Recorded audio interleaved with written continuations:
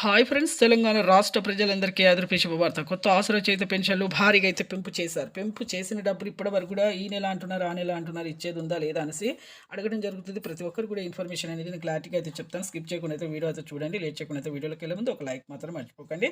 పాత వారికైనా కొత్త వారికైనా వృద్ధులకి, వితంతువులకి, ఒంటరి మహిళలకు 4,000, వికలాంగులకు 6,000, హెచ్ఐబీడీ చేనేత మగ్గం కార్మికులకు 4,000, డాన్సెస్ మరి కూడా 4,000 అండి. అందరూ ఈకేవైసీ ఎంపీ సేవింగ్ అయితే చేసుకోవాలి.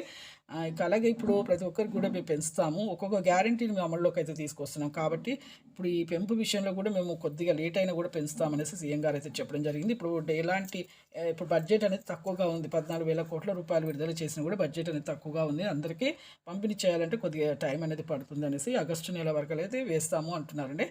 అలా పెంపు చేస్తామంటున్నారు. అలాగే కొత్త పెన్షన్లు కూడా ఇప్పుడు మే నెల నుంచి అయితే విడుదలైతే చేస్తున్నారు. ప్రతి ఒక్కరు కూడా కొత్త పెన్షన్ కూడా మీరు ఎవరైనా అప్లికేషన్స్ పెట్టుకోవాలని కూడా పెట్టుకోవచ్చండి. ముఖ్యంగా అందులో వితంతువులకు, వికలాంగులకు అయితే ఫస్ట్ అయితే ఇవ్వడం జరుగుతుందని చెప్తున్నారు. అలాగే ప్రతి ఒక్కరు కూడా ఇప్పుడు ఆధార్ కార్డు, రేషన్ కార్డు, మీ యొక్క ఏజ్ సర్టిఫికేట్, సదరం సర్టిఫికేట్ వికలాంగులు అయితే అలా అప్లికేషన్స్ అయితే మీరు పెట్టుకోండి. పెట్టుకోని వారు కూడా లైక్ చేయండి, షేర్ చేయండి, సబ్స్క్రైబ్ చేయండి. Thanks for watching.